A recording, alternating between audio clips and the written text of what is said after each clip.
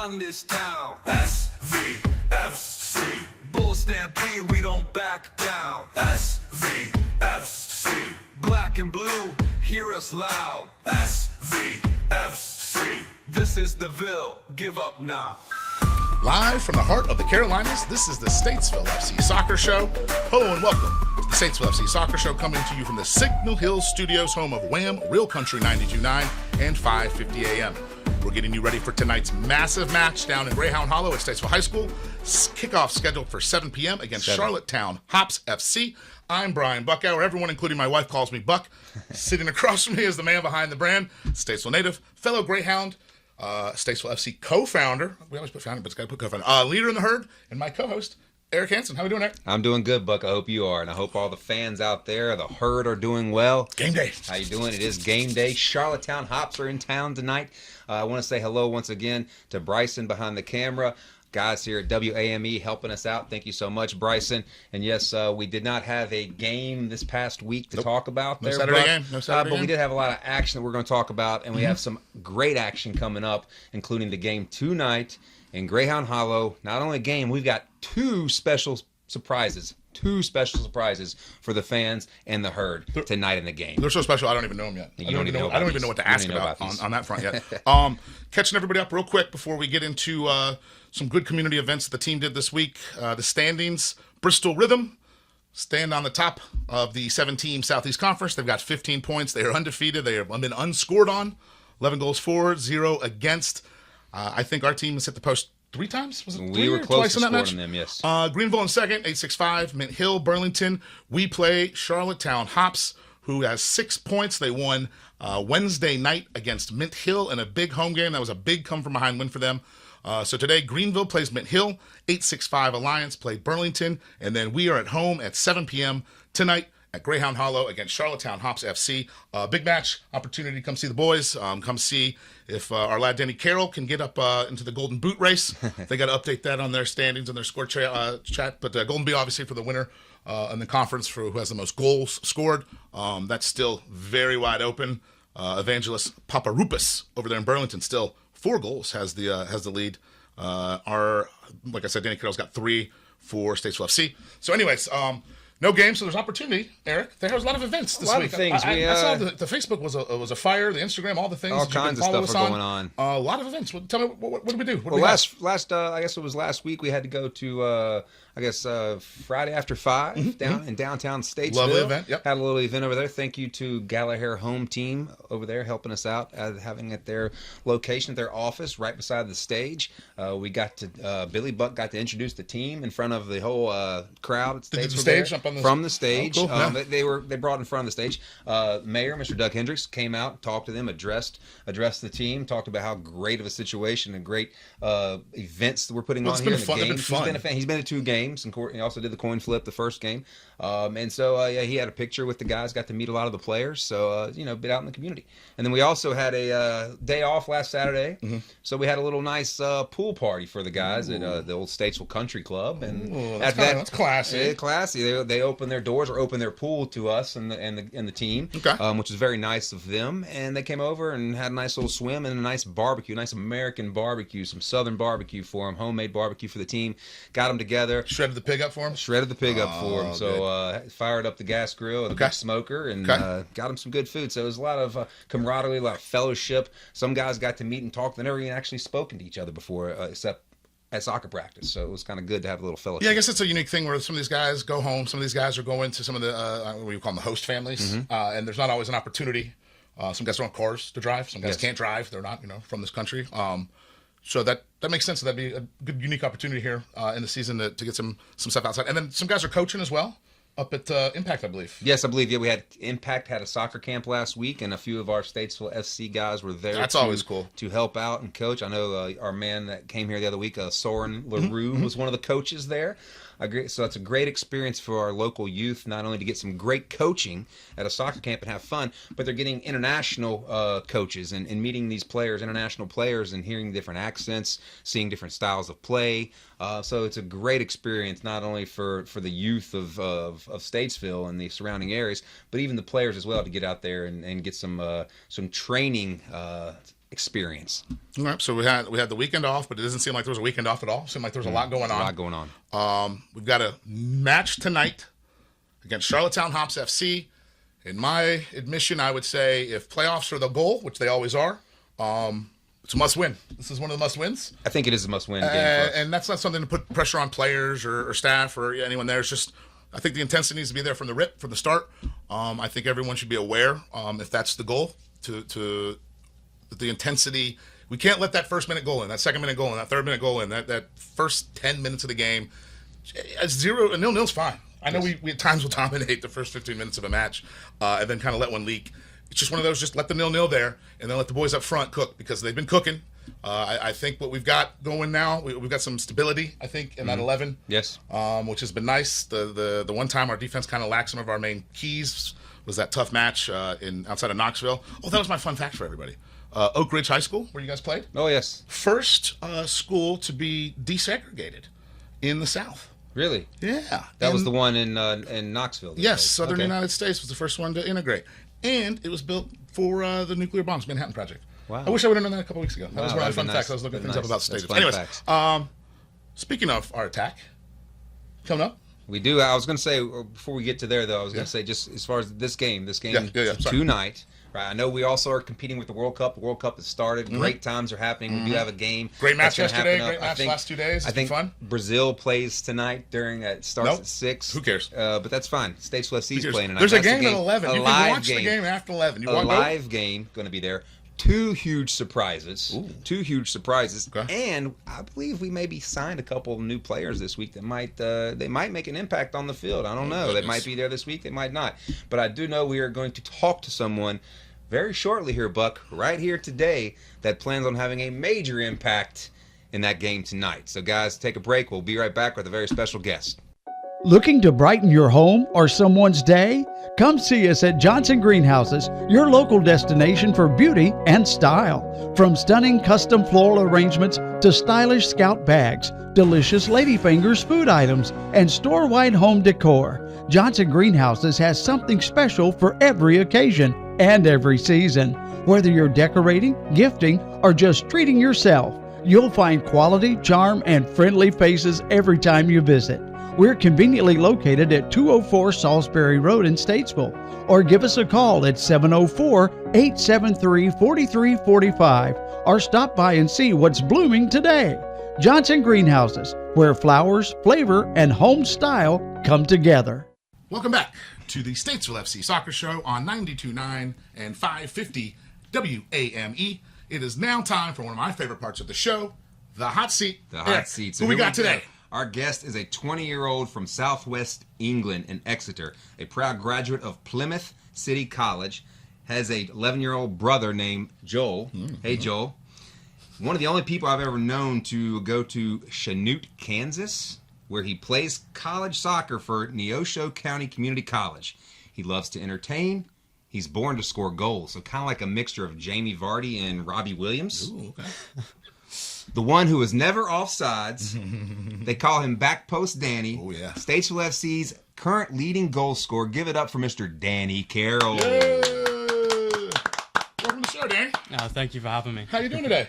I'm doing great. That's great. I guess there's 1,000 things I want to ask you because we've had some great conversations here. But I guess the first thing I want to ask is just how were you here in America? And I know that's not a simple question, but what are you doing here, and what are you doing in the middle of Kansas playing for Neosho County Community College? It's a great question. A question I probably asked myself more than what you've asked me, to be honest.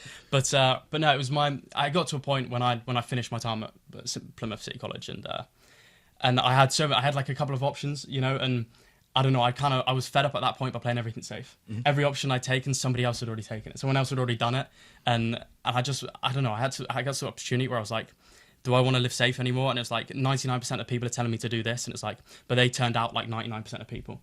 I'm fed up of being in that group. I want to be in the 0.1%. So I was like, what decision would the 0.1% say? And this was it. Okay. And I had a couple of opportunities when I was younger. I was approached by a couple of agencies.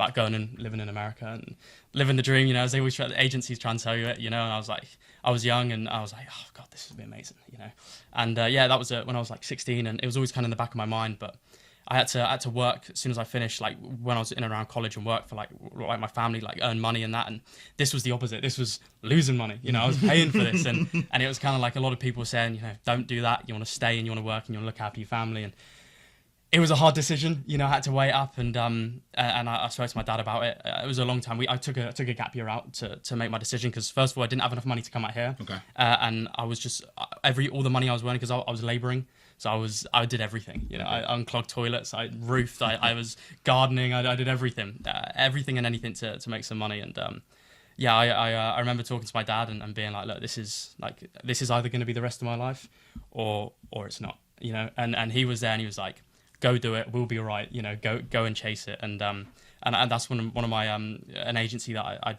done a couple trials for, they contacted me and they were like, we're going to Vegas, fancy it? And I was like, stay in Exeter.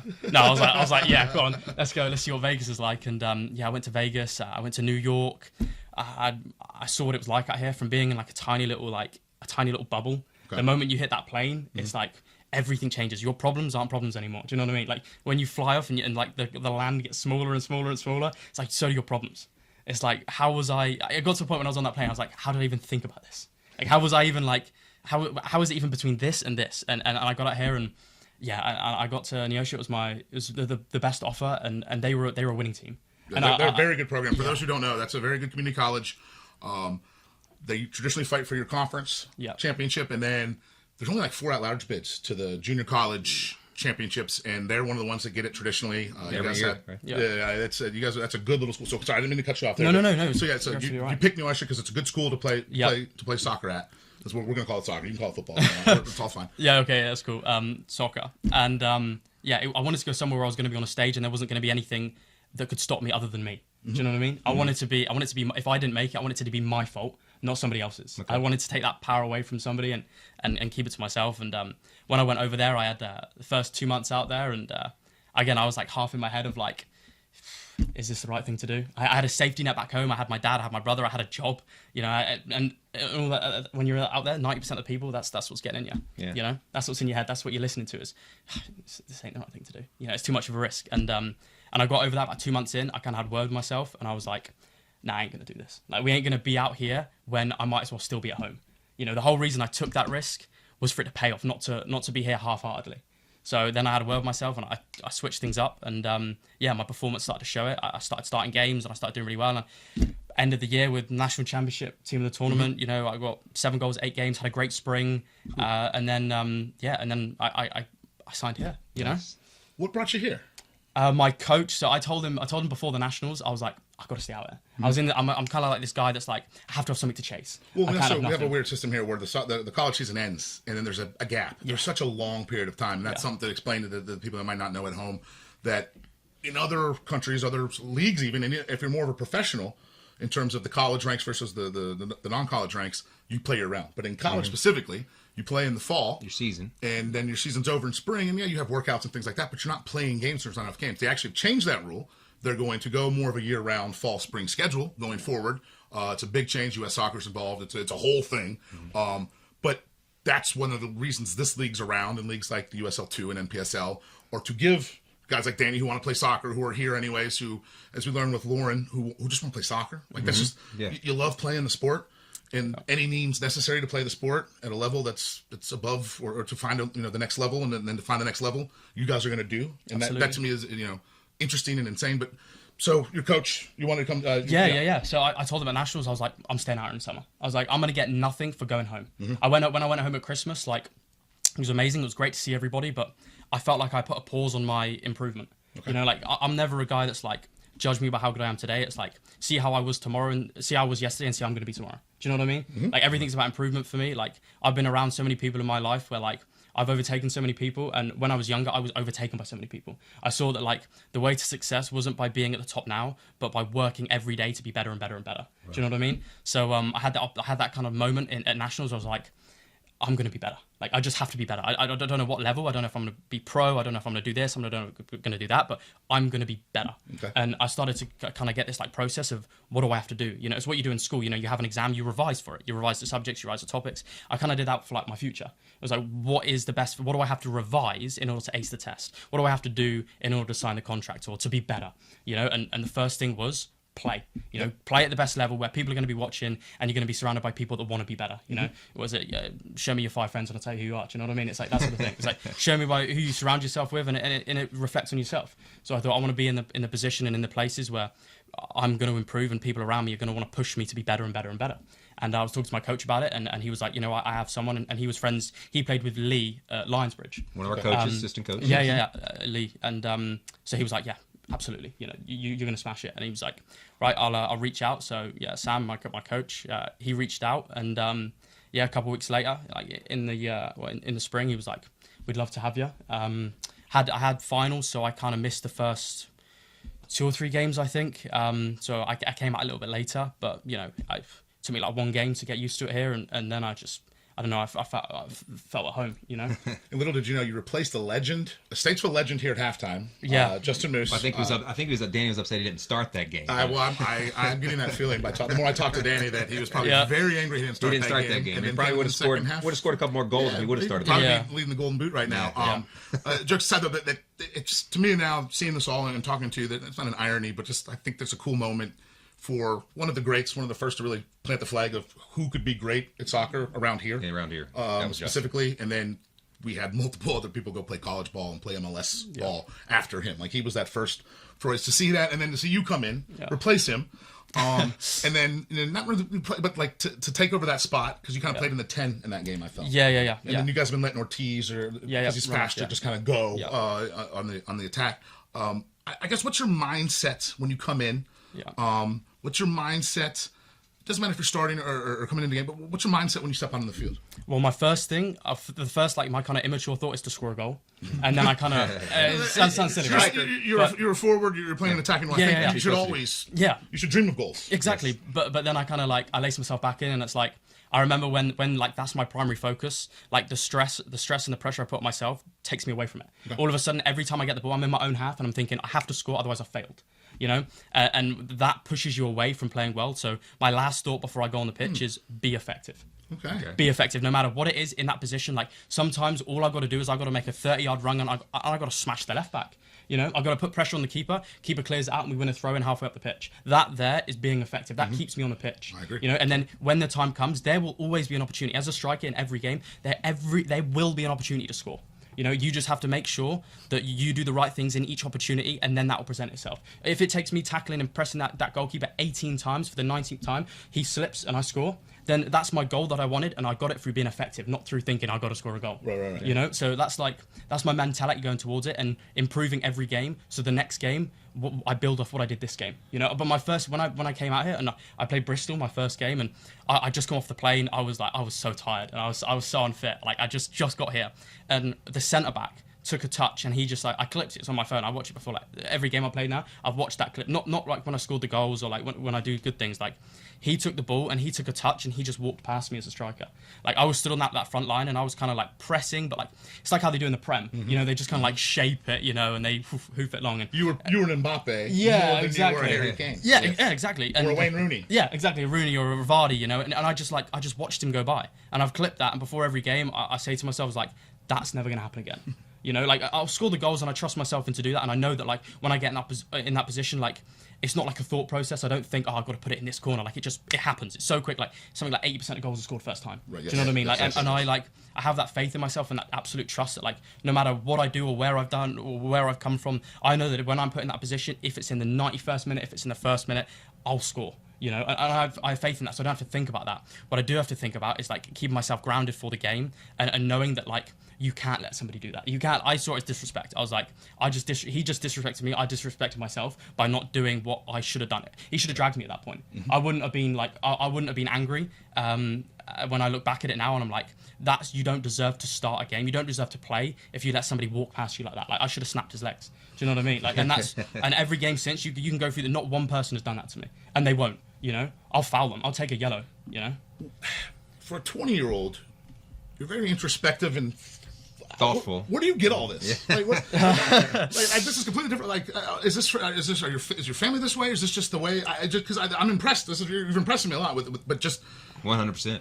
For a 20-year-old, usually that's things that they're teaching these the kids at 25, 30. They're still working on their mental side of the game. Yeah. Where obviously you're working on it, and it's a battle. The mental side, 100%. Yeah. But that you at least have a grasp that it is a battle, and that there's something to focus on. A lot of it stems from my childhood. I had a very interesting childhood, and I'm not going to bring the whole podcast down by my childhood. Okay. But I had it was a point in my childhood where there was a specific point anyway, and I'll just bring this one point in where I was homeless, and I kind of was at like the lowest point for quite a while.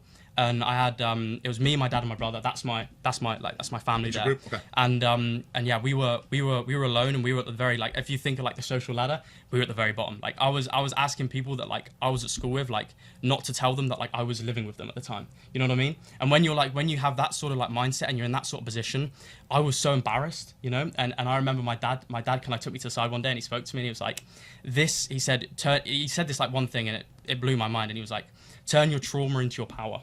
And he was like, all of this that you're going through now is what's going to make you better than other people. And at the time when I was younger, it was hard to see that. Like, I was just like, I was upset. I was scared. I was like, this isn't like this. I didn't think this was in the cards for me. I moved around. I think I was in like 6 different houses by the time I was maybe 12, 13. Like, I moved around a lot as a kid. It was hard to build like a group. Never really had like a set area of like my people, and, I don't know, moving around, I had to grow up really quickly, especially when my brother came along, and I had a lot of family issues at the time where I kind of had to raise my brother.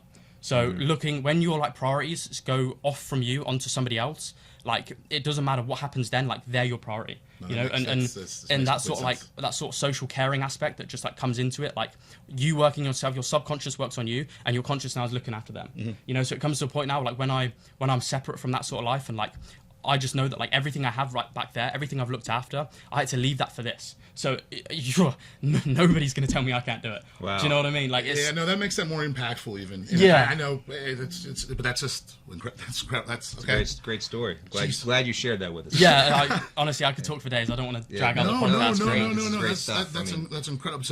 And that's just. And I think a lot of people, especially in this area, maybe couldn't relate with that same story. Yeah. So and I just think it's I don't know, that tells more to the story that to go from being homeless for a period of your time to now literally playing soccer overseas while getting an education, and furthering an education, as well as getting an opportunity to see a country, because Kansas and North Carolina are very we're same countries, different places. I'm sure the people in Kansas are going to be very angry if you said the barbecue here was better than the barbecue there, but we'll go fist fight. No comment. We will. No comment. That's a smart play there. But we will go fight people in Kansas, and they will fight us for barbecue. The beef is very amazing out there. That's a whole nother. I guess I'm trying to figure out how to, not to pivot, but to pivot to what do you think of Statesville? As a man now that I'm realizing has been to a lot of places, has, for better or worse, been to a lot of places. What do you think of Statesville and in your time here, in the place that we call home, and you're getting to kind of visit and make a little home yourself? There's no excuse not to do well. Okay. That's how I summarize it. Wow. Like, there's been a lot of places where I've gone, and there's always been like an overhead of like, I can only go up to like this point. Like, this is the level I can go, and I can't get any better. I'll have to go somewhere else to go to the next level. The glass ceiling is there for whatever the reason is. Exactly, yeah. And the moment I came here, I realized that there was no glass ceiling, and I could go and I could reach my potential.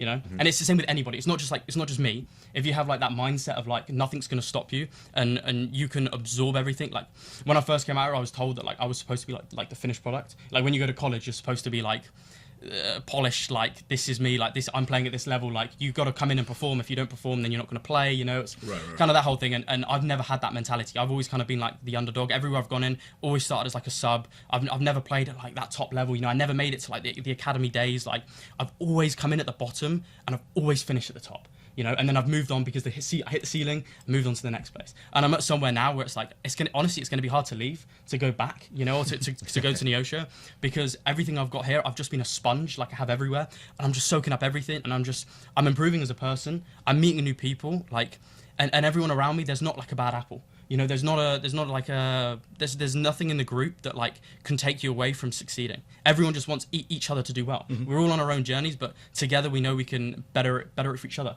Like I do well in this team, it does better for the team. Anyone else on the team, like, it succeeds. So you want each other to do well. There's no malice in there where it's like, oh, he's on more goals than me, or he's better defender than me. There's none of that. Like, we all want each other to do well. It's honestly, at Statesville, like, as a club personally, and like the whole management system's amazing. There's no behind the back talks. There's no like sly stuff. There's no snidey stuff which you usually get in like a good level of athletics. You usually have like of any sport, of any athletics. Yes. Yeah, exactly. Yes. Yeah. And there's none of that. Like, everyone's so transparent. Everyone's so honest, and everyone is really caring of each other. Like, I knew if I ever had something going on here, or if I ever needed help, I've got like 5 people that I could call, probably more. That's probably lowballing. Like, and that's just the people, but like the place itself, like, oh, it's so supportive. Like, all the companies, I don't think I've ever had this many sponsors in my life. You know what I mean? Like, there's so many people, there's so many things. Like, when we were at the country club, and I'd never had that sort of like, I've only seen that in the movies. Okay. Like that, like in the I filmed it actually because I like reminiscing of it. Like, I was like sat in the garage and there's like guys shooting basketball in the driveway, and then there's like golf buggies in there, and then there's a barbecue, and then the sun was like at that perfect like golden hour moment. It's like Grown Ups. It was like the movie. Do you know what I mean? It was like everything was just so perfect. And little neighborhood barbecue, right? Yeah, like for you guys that's like a normal thing. Like that socializing. Like, back home, that's not, like, for me anyway, I've never had that. Not even close, and to have something like that, it's impossible. Not, like, there's nothing for me to be negative about. Like, everything is incredible. Like I said, it's going to be very difficult to leave somewhere like this, it's part of my journey, and I'm going to, and I'm going to go to the next place better because of this, That's amazing to see. Go win Player of the Year for all of junior college. There you go. That's, and I know everything you've just said is probably makes Eric and Craig and all the staff and everybody. It probably makes you guys very happy. It makes me happy. But you didn't even know about that, did you? Didn't even know about that. But I mean, but that also goes back to one of the things that helps guide this team and guide this organization. Our slogan that you always hear me say at the end of every show, that's "Fill the Ville," and it seems like Danny and some of the other players are filling the Ville, and it's touching them just and so that's kind of the whole reason for us existing, and not only are Statesville FC going to be able to impact players in your life such as you, but you have no idea how much you are impacting the youth's lives here in our town and our community, and even the ownership's lives. So it's all one big circle, but it feels great just to hear that. And like I said, that's why we always say fill the Ville, because we want to send our players out, whether it's going back to England or going to France or going to Neosha County, Kansas, or wherever. We want you leaving this area knowing that you felt the Ville and the passion for this city and this town, like a lot of us have, and then you can go and spread that to other parts of the world and the community. So that's fantastic, and to hear that, that's great. I guess the last question. I could talk to you for an hour. I could talk to you yeah, we could keep going. We'll go to the pub here after this.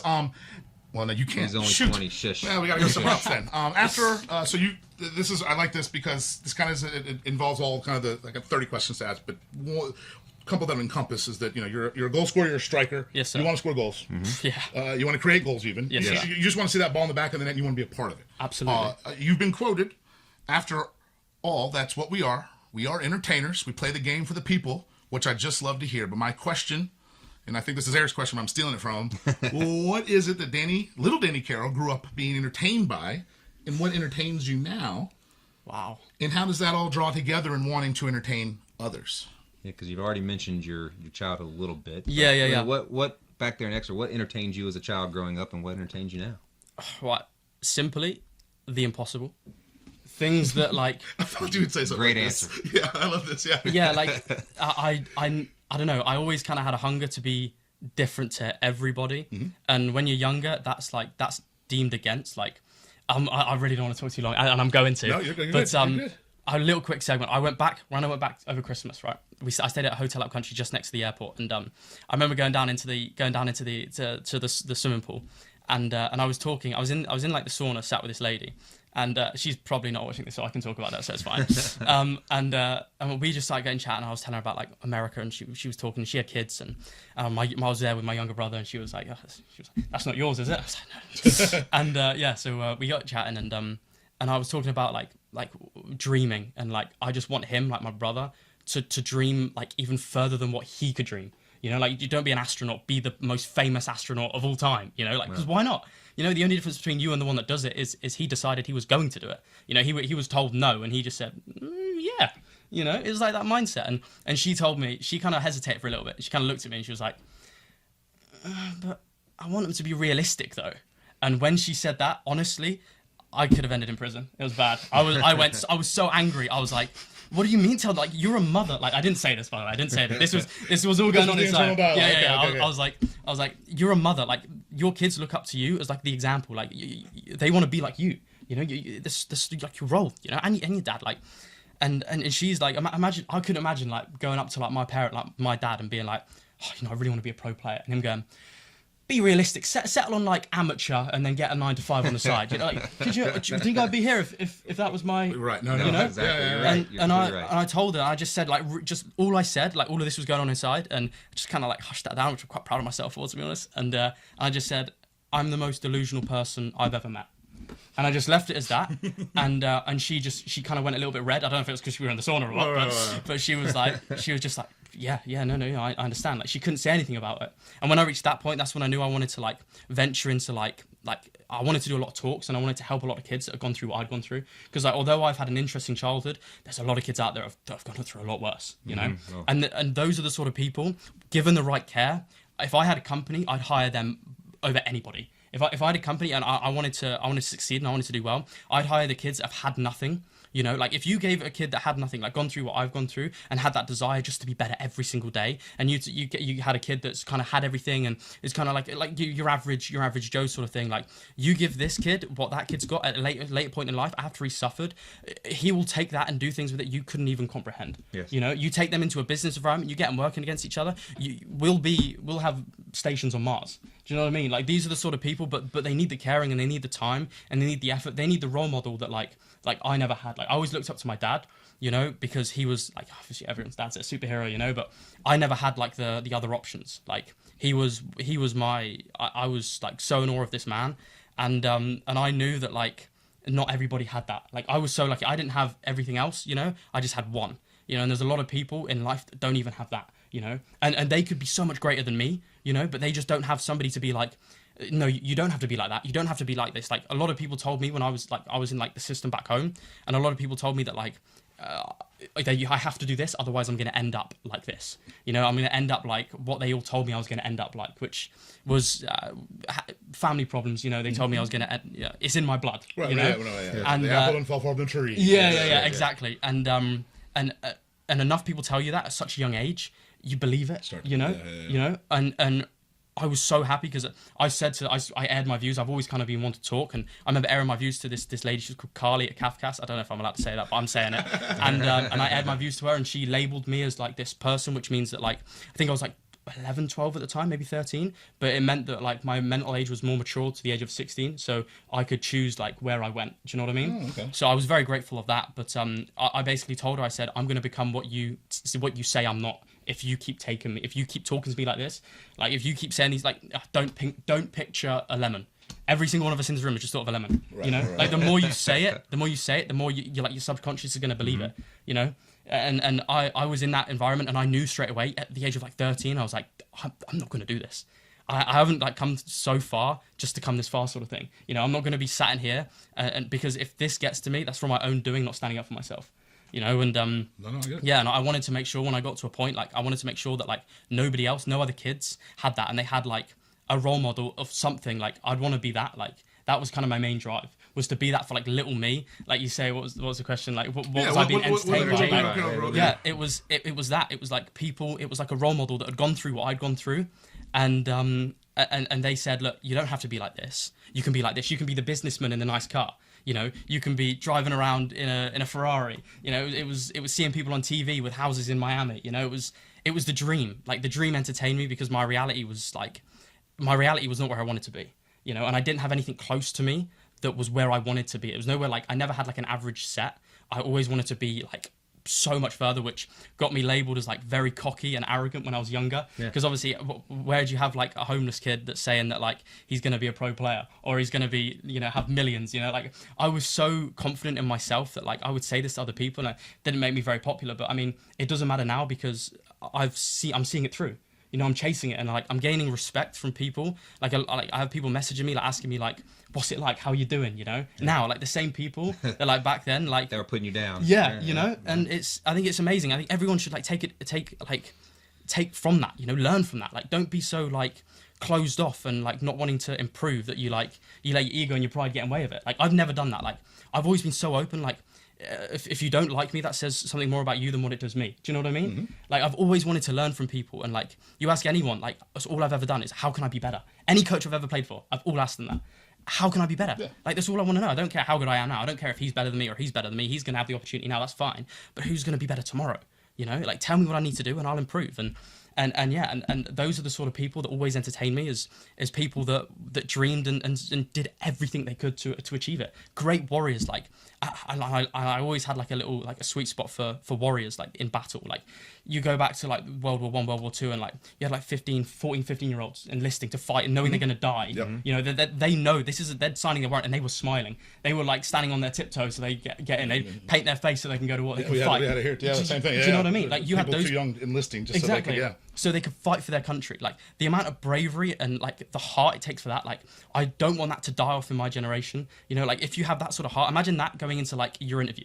Imagine that, like, that sort of like, you've done everything, you're lying about your age, you're lying about this, like, this has to work, you know, I'm gonna die otherwise if this doesn't work. You know, like, imagine if we took that mindset into like everything we did.